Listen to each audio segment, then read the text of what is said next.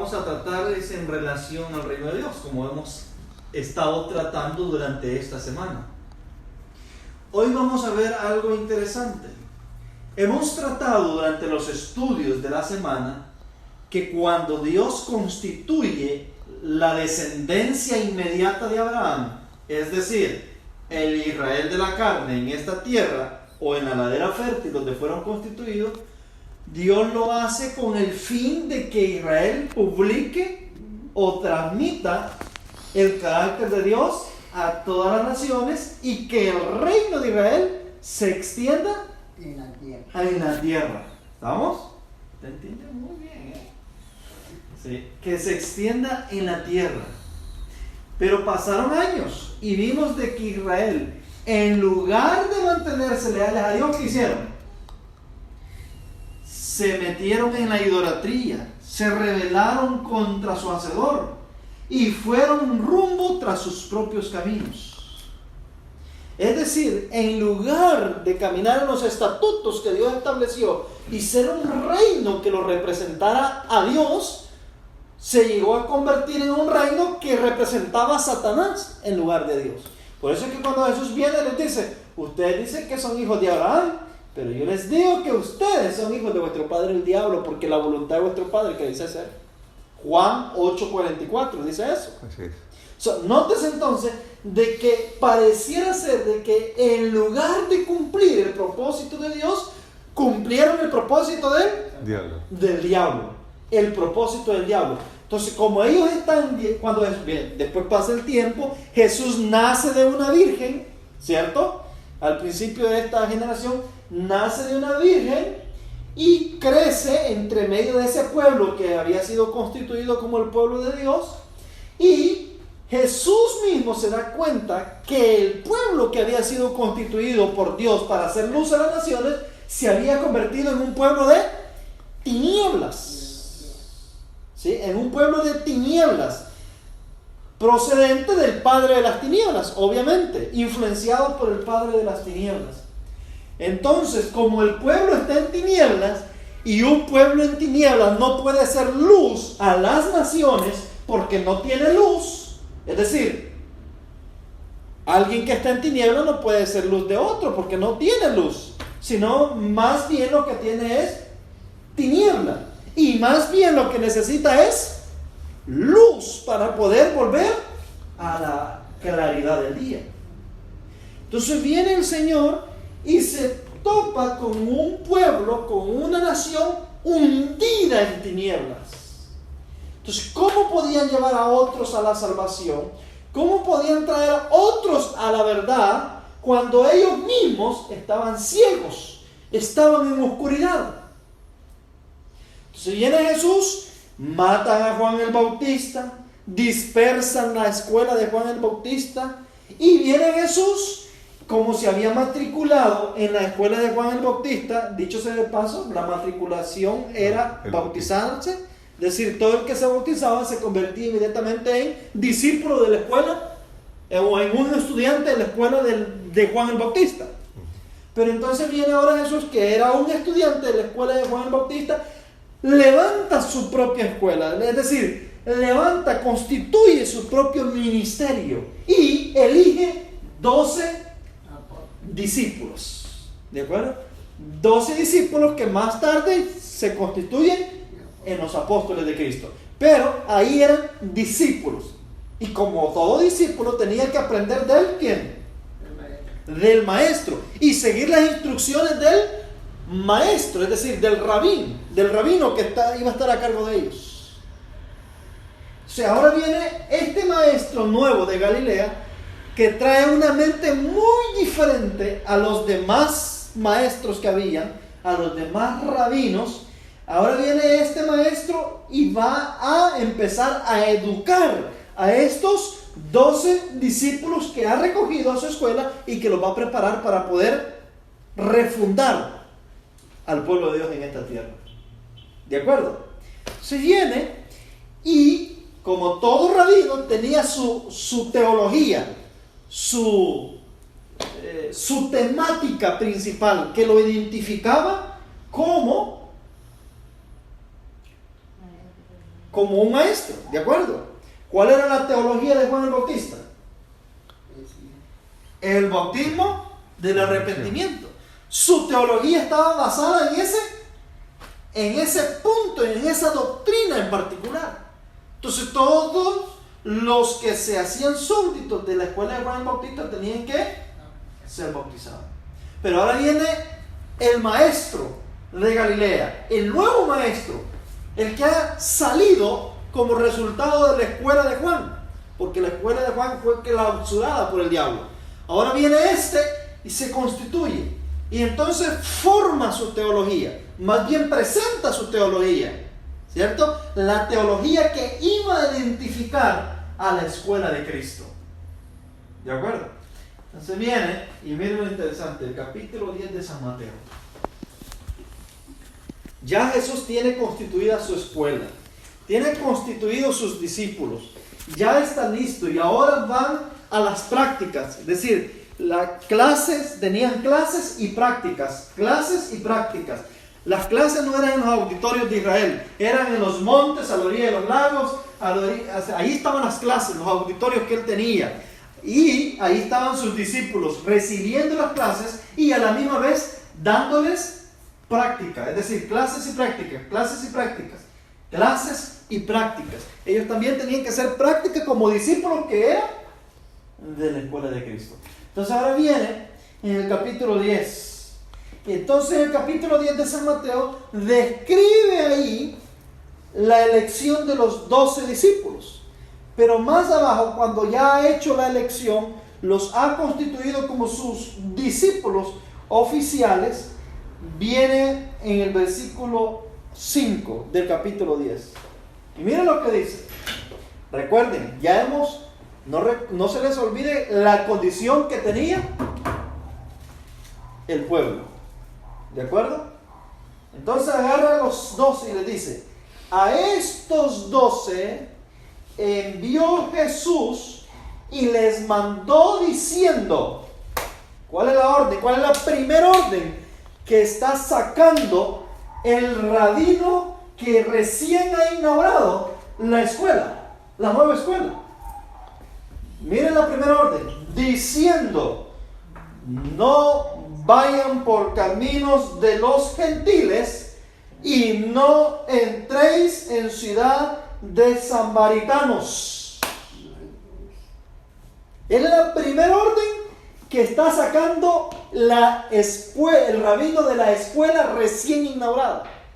La primera orden del maestro hacia sus discípulos: no váyanse a ir a las ciudades gentiles o a los gentiles, ni a los samaritanos, que eran considerados gentiles por los judíos, sino, dice el versículo 6, ir antes a las ovejas perdidas de la casa de Israel. La primera orden, la primera comisión que está saliendo de los labios del mismo Señor Jesucristo no es Mateo 28, 19 y 20.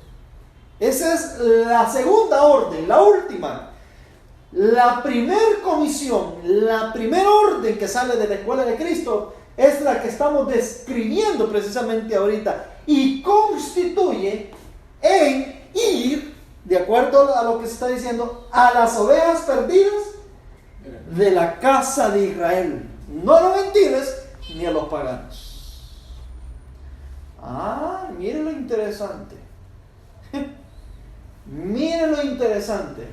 Un maestro de Galilea, un nuevo rabino, una nueva escuela está surgiendo y tiene una visión, tiene un propósito inicial. ¿Cuál es la visión y el propósito inicial?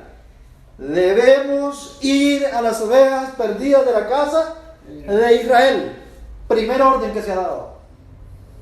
Tenemos prohibido ir a las ciudades gentiles, a los samaritanos, ovejas perdidas de la casa de Israel. Esa es la prioridad.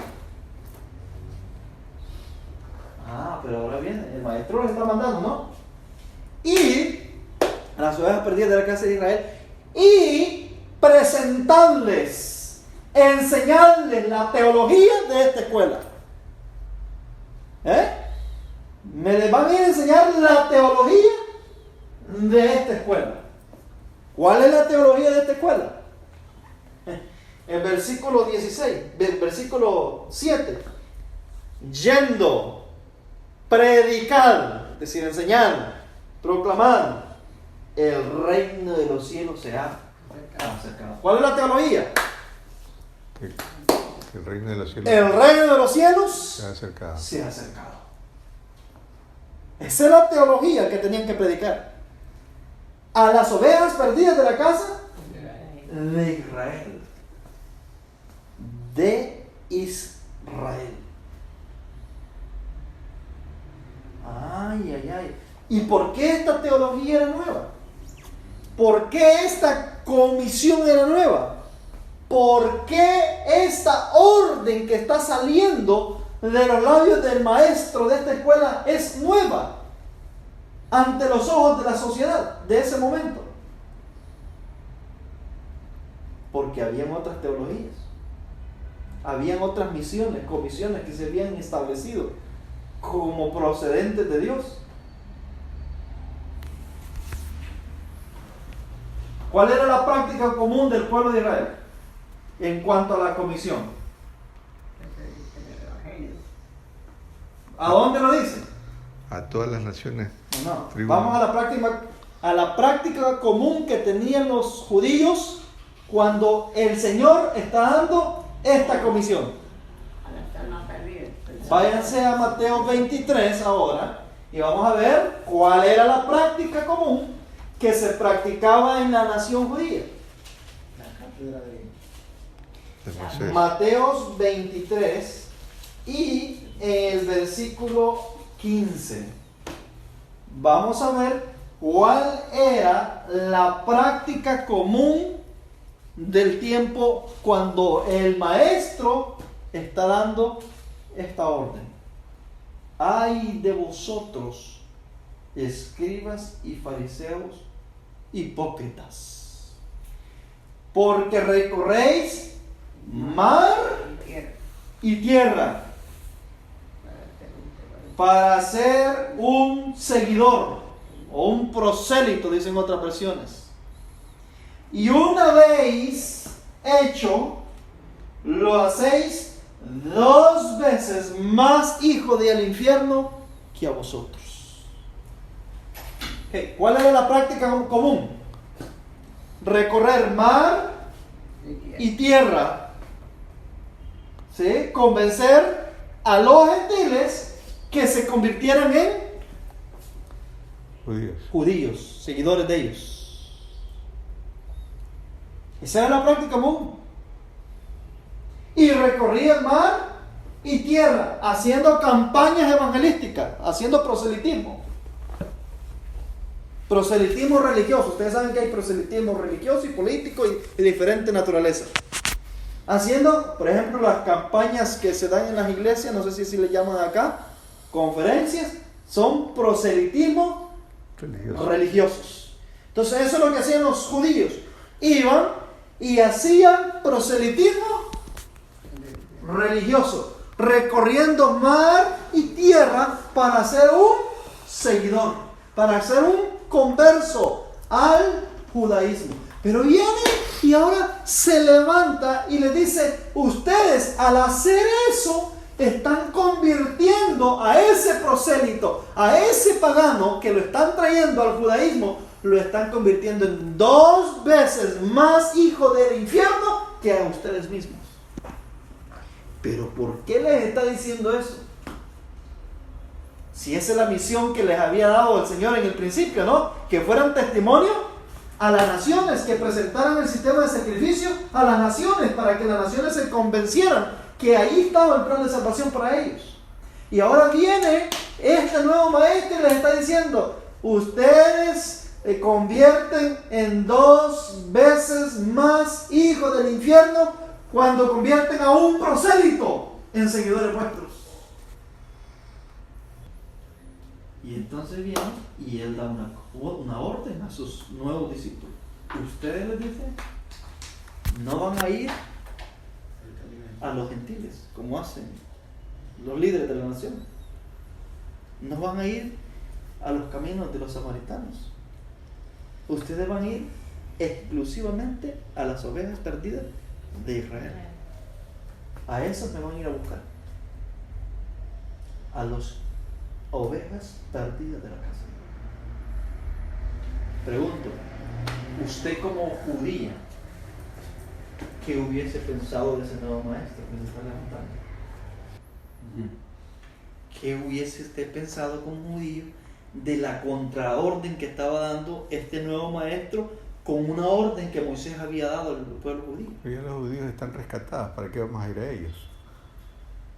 Los judíos están ya en la verdad, conocen la ley, conocen los profetas, tienen el sistema de sacrificios, tenemos todo el conocimiento.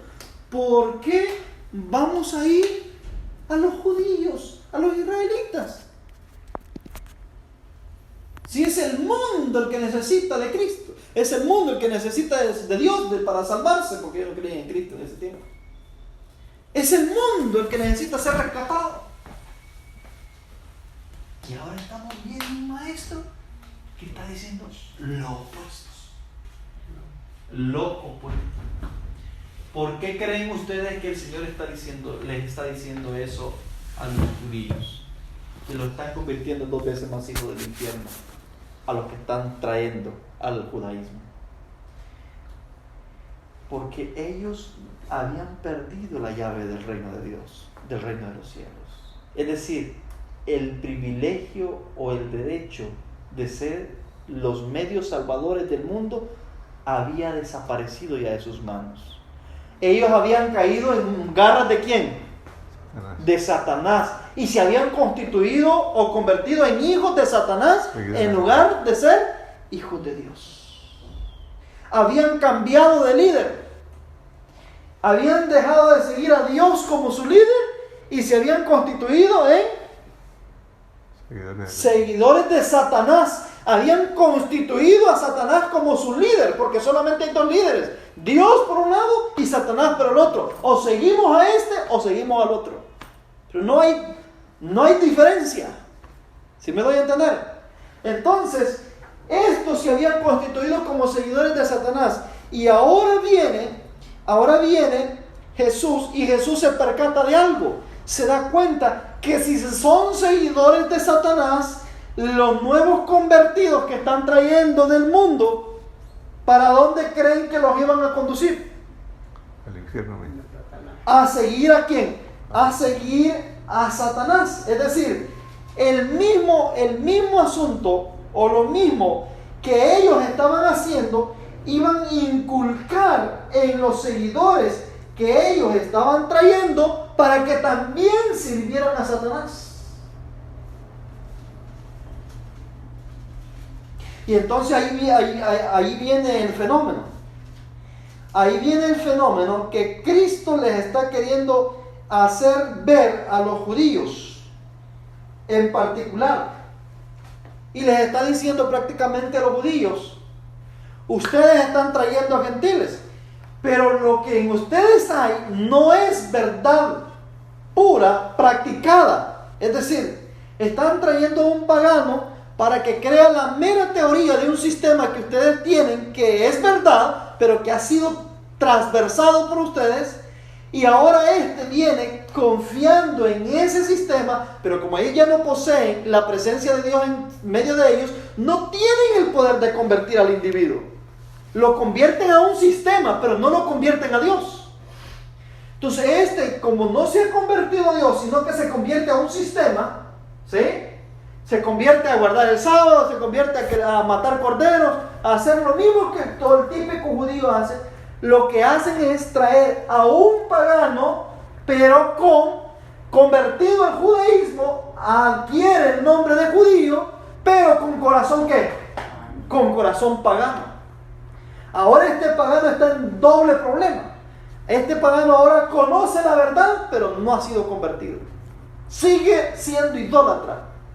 Pero ahora, con la diferencia que conoce, que eso que él hace está mal, es pecado. Entonces se vuelve 2 veces más culpable. cuando está fuera, como pagano, sin conocer la verdad, pues era idólatra por ignorancia. Es decir, estaba ahí ignorantemente sin conocer la verdad. Pero ahora, conociendo la verdad, es 2 veces más culpable que como estaba allá afuera.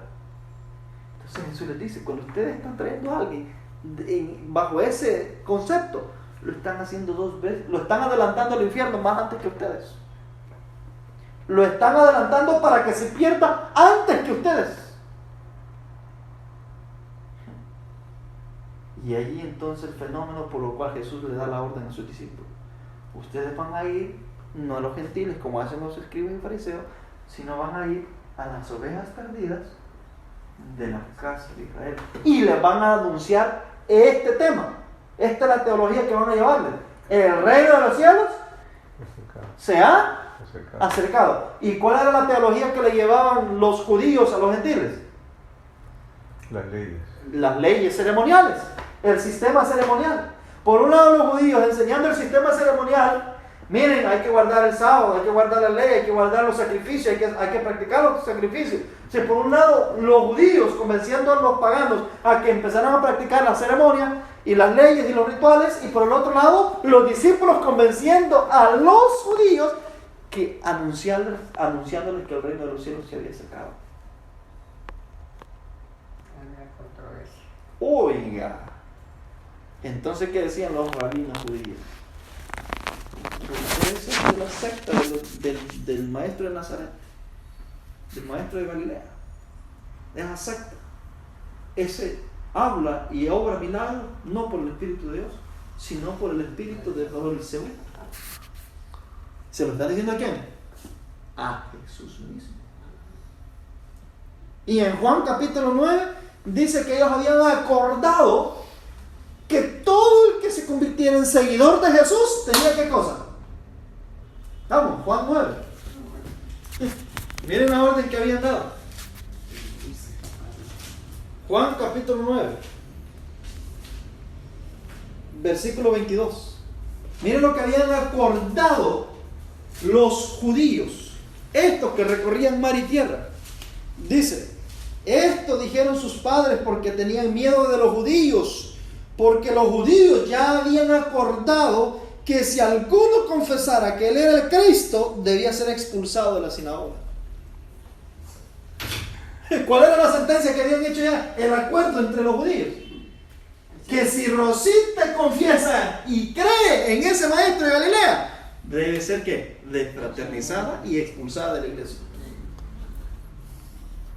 Le pregunto, ¿ha cambiado el espíritu del dragón? Es igualito. Ese tipo no cambia. Nos vuelve a bailar con la misma moneda. Con la misma moneda nos baila. Increíble. Con la misma moneda. Entonces miren lo interesante. No perdamos de vista la teología que Jesús está predicando. Todo esto lo está causando el tema del reino de Dios. Ese es lo que está causando la zarandeada, pero no entre los gentiles, sino ¿de dónde? Entre el pueblo de Dios. El tema del reino de Dios es lo que está haciendo zarandear al pueblo de Dios. Pero mire ahora lo interesante de este asunto. Nosotros hemos repetido la historia. Hemos repetido la misma historia. Y ahora vamos a ver por qué hemos repetido la misma historia. Y esto lo estoy sacando porque obviamente el mensaje que andamos enseñando nos indica que el mensaje es exclusivamente ¿para quién? Al pueblo de Dios. Para los adventistas del séptimo día. Y de vez en cuando salen voces ahí diciendo que allá andan unos queriendo. Bueno, el doctor que fuimos a visitar fue el primero que nos dio la indirecta de que los que necesitan salvación son los de afuera, no son los mismos de adentro. Uh-huh. O sea, otros dicen, ahí andan unos diciendo que hay que convertir a los adventistas, cuando el mundo, hay tanta necesidad en el mundo de poder salvarlos. Así de que empiezan a hacer eventos aquí, eventos allá, fiestones aquí, conciertos por allá, esto aquí, comedera aquí, para poder convencer a los paganos para que se hagan adventistas, para que acepten un sistema que está dentro del pueblo adventista. Pero ¿qué dice la hermana White del pueblo adventista? Vamos a ver si se ha repetido la historia. ¿Qué dice la hermana White del pueblo adventista? Eso está en Servicio Cristiano, página 49. Ahí está la cita que voy a leer ahora mismo. Dice: la iglesia ha dejado de seguir en pos de Cristo su líder. Pregunto, ¿cambió de líder la iglesia? Claro que sí. ¿Cuántos líderes hay? Dos. ¿O está siguiendo a Cristo o está siguiendo a quién? Satanás. A Satanás. Pero la profeta de Dios, me está diciendo a mí que la iglesia, esta iglesia que hoy tenemos, dice que ha dejado de seguir en pos de Cristo su líder. Ha cambiado de dirigente. Y mire lo que sigue diciendo. Y está volviéndose firmemente hacia Egipto. No temblorosamente, sino firmemente hacia ¿dónde? Hacia Egipto. Es decir, decididamente está dirigiéndose A la perdición. rumbo a Egipto. ¿Quién está haciendo eso? No los gentiles. La iglesia De Dios. de Dios. Y entonces dice: sin embargo, pocos están alarmados y sorprendidos por su falta de poder espiritual. Pocos. ¿Cuál es la tendencia general de todos? No, si estamos bien, hombre.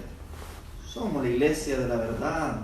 Tenemos el sábado, tenemos la ley, tenemos los escritos de la hermana White, tenemos esto, tenemos lo otro.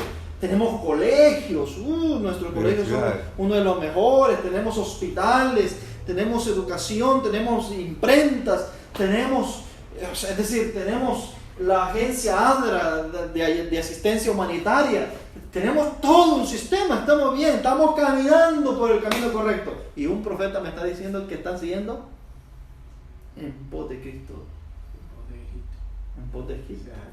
Han dejado de seguir a Cristo su líder. Pregunto, ¿creen que esta iglesia lleva la llave de la salvación para el mundo? No. Y aunque nos duela en el alma, no puede constituirse como el ente salvador para el mundo. Ha caído en el mismo charco donde cayeron el pueblo judío. En el mismo charco donde cayó el pueblo judío, cae la iglesia.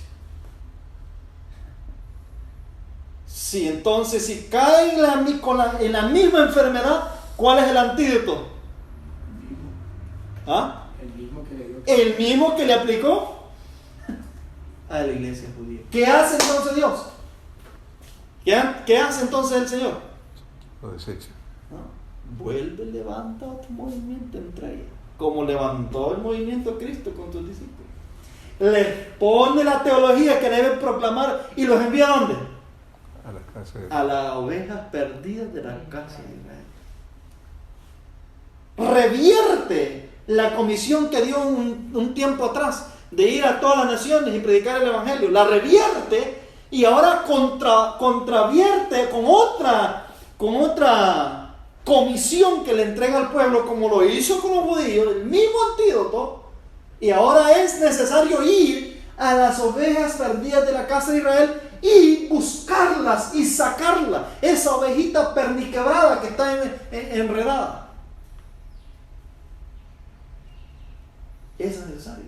Es necesario ahora agarrar una escoba y una lámpara y empezar a buscar dónde está esa moneda que se perdió en casa. ¿Dónde? Es necesario. Es necesario. Por una simple razón. Predicarle al mundo ahora sería volver a repetir lo mismo que estaban haciendo los judíos y de lo que Cristo les dijo a los judíos que estaban haciendo. Era predicarle al mundo y traer paganos, es hacer que los paganos se vayan más rápido a la perdición, en lugar de traerlos a la salvación. Porque los paganos vienen paganos y vienen a adoptar un sistema que son verdades, pero sin poder ya alguno para transformar. Porque los que lo profesan tener no viven de acuerdo a ese sistema. Entonces adopta un sistema teórico, conocimiento, verdades, pero siguen ¿qué? Practicando costumbres mundanas, paganas, mundanas. Pero ahora el asunto se ha vuelto feo, igual como en el tiempo judío. No solamente tenerlas en el corazón, no. Busquemos la forma de seguir practicando nuestras costumbres paganas aún dentro de la iglesia, camufladamente. Así de que, como allá celebrábamos el Día del Amor y la Amistad, hagamos un Día de Amor y de Amistad adventista. Celebrémoslo también aquí. ¿Por qué? Porque eso es lo que viene ¿de dónde? En el corazón. Para atraer a los demás. Claro. Allá celebrábamos el Día del Padre, pues aquí también, el Día de la Madre, también. No estoy en contra de la madre. La Navidad. Allá celebrábamos la Navidad, pues también, hagámoslo aquí. Adaptémoslo a nuestra nueva vida que tenemos. O sea, porque ellos han adoptado un sistema. Vamos a aceptarles el sábado, la ley y todo eso, sí, creemos que es verdad, pero también tenemos nuestros ídolos que queremos seguir practicando, pero al estilo ya judío, al estilo adventista. Solo hay una fiesta que Dios ha aprobado para hoy que estamos entre los gentiles. Para el tiempo de Israel eran 3, pero para nosotros una, y es cada séptimo día de la semana. Y esa es la que sí lleva las credenciales de Dios, pero de ahí no encuentra otro registro donde diga que Dios aprobó algo más. Pero el punto es que estamos con la problemática. Paganos entrando con corazones paganos, no convertidos, pero ahora adoptando un sistema. Oigan, yo voy a ser adventista, pero pastor, a mí no me intente cambiar el vestuario, yo voy a seguir vistiendo como pagano. Porque Cristo lo que ve es mi corazón, no mi exterior. Y es verdad, están diciendo una verdad, pero mezclada con mentira. ¿Cierto? Porque es una verdad. ¿Qué es lo que ve Cristo? Corazón, claro, es verdad. Cristo ve mi corazón. Y claro que cuando me ve con minifalda, Él sabe que en mi corazón hay vanidad. Eso es lo que Él ve, que aquí adentro hay vanidad porque el exterior me lo está revelando. ¿Entienden el asunto? Sencillo. Es decir, el punto es que estamos con ese fenómeno. Y entonces viene Dios, y la hermana White dice que vio un movimiento de reforma que se levantaba en el seno de ¿qué? En el seno del pueblo de Dios. El evento de los últimos días dice eso. Y obviamente este movimiento de reforma que se levanta en el seno del pueblo de Dios, no estoy hablando de la iglesia de la reforma, sino de un movimiento de reforma que tendría su origen dentro de la misma iglesia, y que su epicentro de trabajo sería dentro de la misma iglesia, muy idéntico al antídoto que le aplicó Jesús a los judíos. Dice de que, y sabiendo el diablo que este movimiento de reforma viene, el movimiento de reforma viene con el fin de reformar a aquellas ovejas perdidas de la casa de Israel que sinceramente quieren ser reformadas. Y se les da la teología, una teología se les da, que más adelante vamos a ver que es la misma teología que les dio a sus 12 discípulos, el mensaje del reino. El mensaje del reino. Esa es la teología que se le da a este movimiento, así como se les dio a los discípulos. El problema es que el mensaje del reino va a hacer zarandear el pueblo en 4 dimensiones. Va a hacer que el pueblo rechine en 4 dimensiones diferentes. Y va a hacerlos pasar por un filtro al punto que solamente el que llegue hasta el final es el que finalmente va a lograr ser rescatado. El mensaje del reino de Dios, el que le dio a los discípulos, el que le da a este movimiento también que Dios había prometido que iba a levantarse entre la iglesia, es un mensaje que va a causar un zarandeo terrible. ¿Quieren verlo? Váyanse a Mateo 13. Los efectos que el mensaje el reino va a tener. Mateo 13, versículo 1. En aquel día salió Jesús de casa y se sentó junto al mar. Y grandes multitudes se juntaron a él, y entrando él en una barca se sentó, y toda la multitud estaba en la ribera. Y les habló muchas cosas en parábolas diciendo: he aquí el sembrador salió ¿a qué? A sembrar. Cuando sembraba, parte de la semilla cayó junto al camino, y vinieron las aves y se la comieron. Y parte cayó en pedregales, donde no había mucha tierra, y brotó luego, donde no había mucha tierra, y brotó luego, porque no tenía profundidad de tierra. Pero cuando salió el sol se quemó, y porque no tenía raíz se secó. Segundo campo. Primer campo, junto al camino. Segundo campo, entre pedregales. El tercer campo, versos 7. Parte cayó entre espinos, y los espinos crecieron y la ahogaron. Mas parte cayó en buena tierra y dio fruto, cual a 100, y cual a 60, y cual a 30 por uno. Tenemos el cuarto, el tercer campo, entre espinos, y el cuarto campo, buena tierra. Es decir, tenemos 4 diferentes campos, pero solo uno de esos 4 que vamos a encontrar, solo uno es el que va a producir fruto. Solo uno es el que lo va a alcanzar. 4 diferentes tierras sería quizás la palabra más correcta. 4 diferentes terrenos en un campo. Así sería la manera más correcta. 4 diferentes terrenos en un campo. 4 diferentes terrenos en un campo. Vamos a identificar algo aquí interesante en relación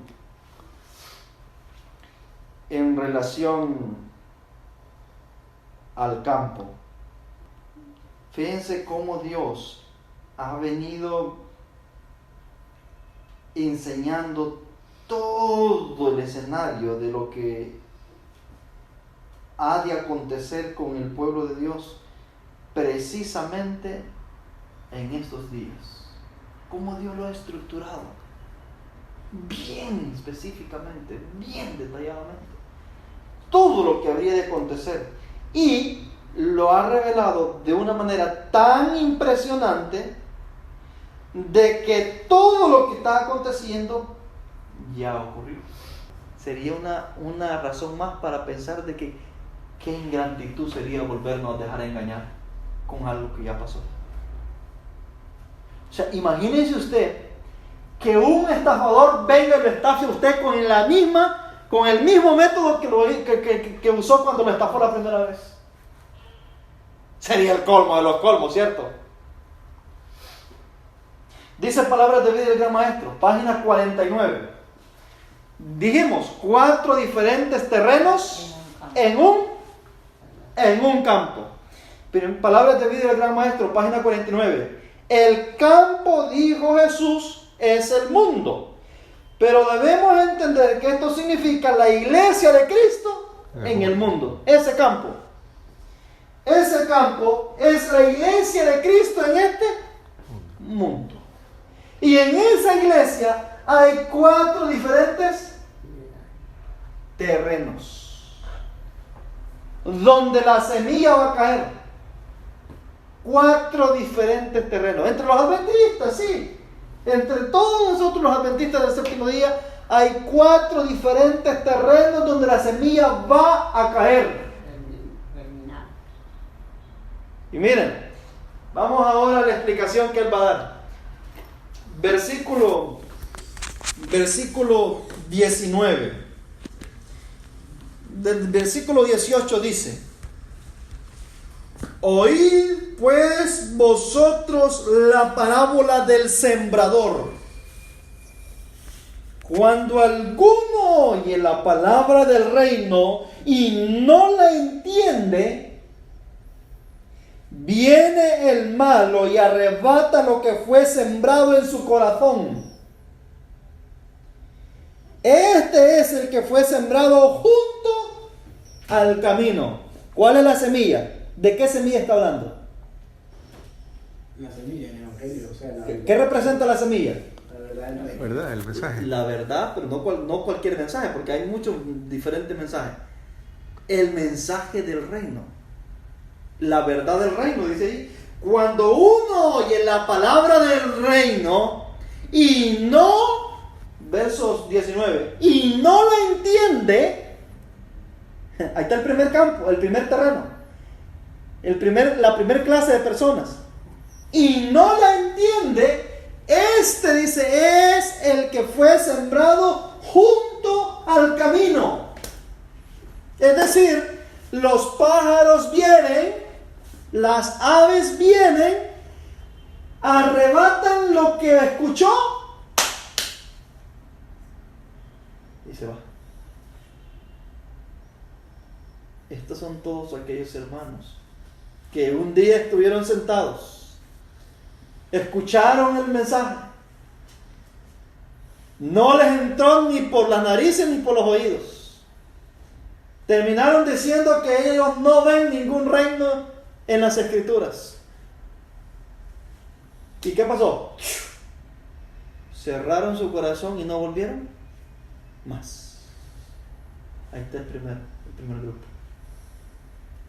Y miren lo curioso, la gran mayoría se queda en este primer filtro. La gran mayoría se queda en este primer filtro. Aquí muchos se van, pero aún queda un buen grupo todavía, porque viene el segundo filtro. Y aquí viene el segundo terreno donde va a caer la semilla del reino, ¿de acuerdo? El segundo terreno donde cae la semilla del reino. Dice, versos 20: y el que fue sembrado en pedregales, este es el que oye la palabra, es decir, la palabra del reino, la semilla que ha caído, y al instante la recibe ¿con qué?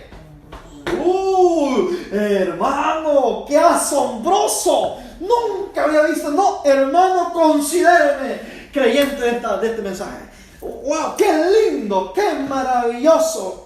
¡Tremendo! Nunca había escuchado semejante cosa. Oye la palabra del reino y la recibe al instante con gozo, con emoción, con regocijo extraordinario, felicitándote al predicador y bla, bla, bla, bla.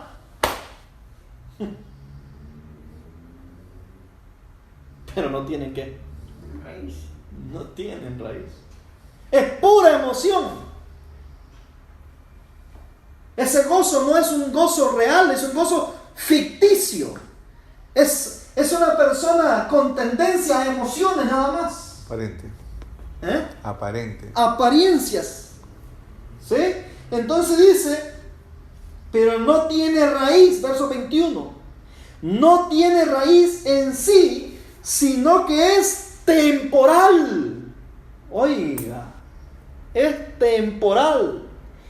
Pues cuando viene la persecución o la aflicción por causa de esa palabra, ¿qué pasa? Se tropieza. Se ofende y se va. Con gozo. Estaba en la reunión. ¡Wow! Maravillado. Pero después viene la aflicción. Después viene la persecución. Después viene la llamada del pastor. Ajá, o sea que tú eres uno de los que está estudiando. Tú sabes de que esos son disidentes. Y tú sabes de que te vamos a fraternizar si sigues así. ¿Y qué pasa? ¿Qué pasó con el gozo? Se le acabó. se fue. Se fue. Persecución. La esposa, si tú sigues estudiando eso, nos separamos. El anciano de iglesia, si usted sigue, le quitamos los cargos. Vienen problemas, aflicciones monetarias, familiares. Se le olvidó el mensaje del reino. Se tiró a la vil amargura. Ya, el reino quedó. El aire. Este es el que fue sembrado en pedregales que no tienen raíces profundas, sino que cuando el sol viene, se seca.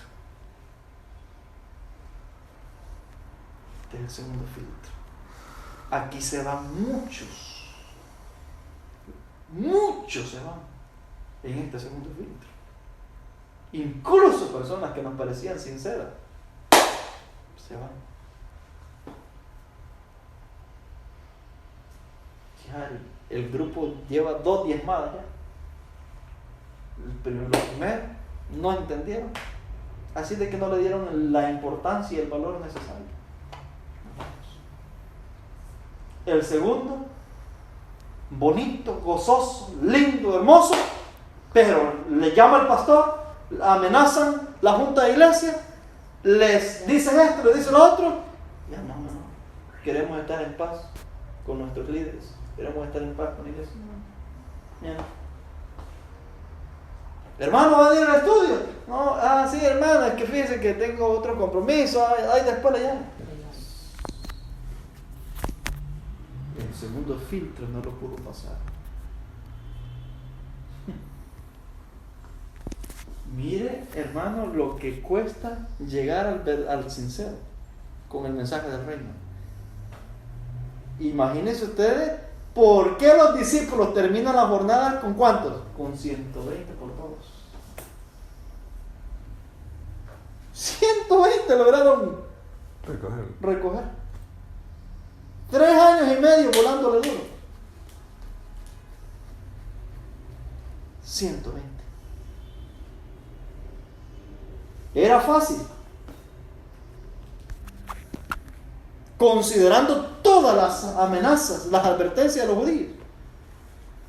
Considerando que los judíos habían dicho que todo el que se hiciera seguidor de Jesús iba a ser expulsado de la sinagoga. En palabras actuales, desfraternizado, excomulgado de la iglesia. En Juan capítulo 9, donde leímos esa cita, al que excomulgaron en ese capítulo es a un cieguito que lo acababa de sanar Jesús. Un pobre ciego de nacimiento, que lo terminaron arrojando porque los confrontó en su mismo terreno y les dijo que eran, en resumen les dijo que eran ignorantes. ¿Cómo era posible de que estaban acusando a Cristo si Él le había dado la vista y se ha conocido que nadie en la historia, ni ningún profeta había hecho un milagro de devolverle la vista a alguien que fuera ciego de nacimiento? Y le dije, tú naciste en pecado y nos quieres enseñar a nosotros, y lo expulsaron. Increíble. Pero ahora viene el tercer grupo. Versículo, ¿qué? Versículo 22. Y el que fue sembrado entre espinos, este es el que oye la palabra, pero el afán de este mundo y el engaño de las riquezas ahogan la palabra y se hace infructuoso. Este es peligroso, este tercer terreno. Porque Satanás ya lo ha bandeado la primera. Intentó cegarle la mente para no entenderlo, pero no lo logró. Lo bandeó en la segunda. Intentó mandarle persecuciones, aflicciones, amenazas, y vio que resistió. Usted permaneció. Y ahora pasa al tercer filtro. Y ahora Satanás va a hacer lo opuesto. ¿Qué va a hacer? Va a empezar a inducirlo a usted y a mí a enfocarnos en los bienes de esta vida, en las riquezas, en adquirir provecho, en adquirir dinero, en adquirir buenos trabajos, en adquirir bueno esto, para desenfocarse del reino de Dios. Es el tercer filtro. Y aquí es bien peligroso. ¿Por qué es bien peligroso? Porque las riquezas de este mundo pueden ensorbecer a cualquiera. Pueden cegar a cualquiera. Muy fácilmente. La riqueza no es malo si se usa para engrandecer el reino de Dios. No es malo. La riqueza se vuelve una maldición cuando la riqueza se usa para acumularse y para tenerse ahí, para engrandecer el ego y la clase de persona que yo puedo llegar a ser. La riqueza viene a ser mala cuando yo me empiezo a concentrar en adquirir riqueza y desalojo a un lado la obra del reino de Dios, esa semilla que Dios ha mandado para que germine y produzca frutos. ¿Me doy a entender el asunto? Pero aquí es donde Satanás puede embobar a muchos. Porque no pudo la primera, no pudo la segunda, en esta tercera, los va a llenar de oportunidades o aparentes oportunidades.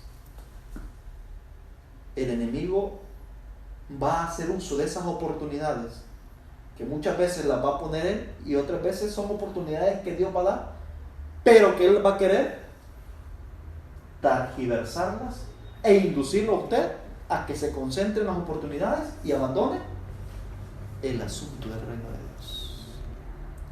Entonces, estos que caen tendidos en las manos de Satanás y se dejan cegar por las riquezas, las oportunidades y las abundancias que esta vida les ofrece, son todos aquellos que relegan el reino de Dios y deciden hundirse en los bienes de esta vida para su propia perdición. Y el último terreno es finalmente el que Dios andaba buscando. El último terreno, el efecto que va a causar el mensaje del reino, esa semilla, va a ser un efecto grandioso, poderoso, de acuerdo a la capacidad de quien lo reciba. Dice el versículo 23: mas el que fue sembrado en buena tierra, este es el que oye la palabra y la entiende y lleva fruto, y lleva uno a 100 y otro a 60 y otro a 30 por uno. Este es el que produce abundante fruto en todas las esferas. Este cuarto terreno es el que produce la bendición hacia todos los demás, al punto que hace reproducir alimento en la vida de otros. Y hablo de alimentos en los términos generales que se puede entender la palabra. Este lleva frutos. ¿Qué frutos son los que lleva? Lleva los frutos del Espíritu Santo insertada en su vida. Los adopta. Y por causa de esos frutos del Espíritu Santo hace producir como resultado para el reino de Dios a 100, a 60 y a 30 por uno. Los que llegan a este cuarto terreno, a este cuarto filtro, son pocos. En el tiempo de los discípulos de la escuela de Cristo, 120 lograron llegar. Los que llegan a este cuarto terreno en el presente son pocos. solamente 144,000 logran llegar. No se mantienen. No logran llegar. Nadie ha llegado al cuarto todavía. Estamos estancados en el tercer filtro todos. Afanes, divididos en las cosas de este mundo.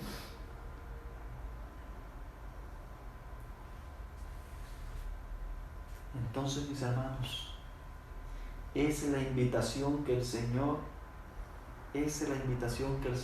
nos está haciendo a nosotros hoy. Esa es la semilla que Dios está enviando precisamente en esta generación.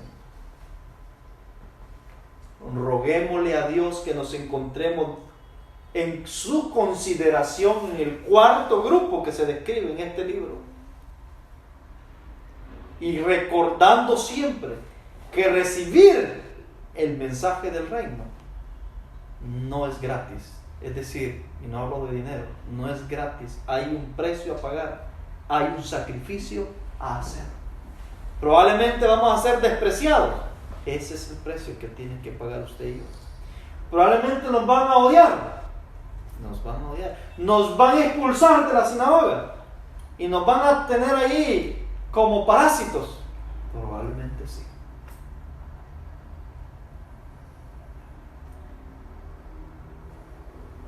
Pero yo prefiero ser odiado y salvarme que ser amado y perderme. Que Dios nos ayude y nos dé fuerza para avanzar hacia el reino. Amén.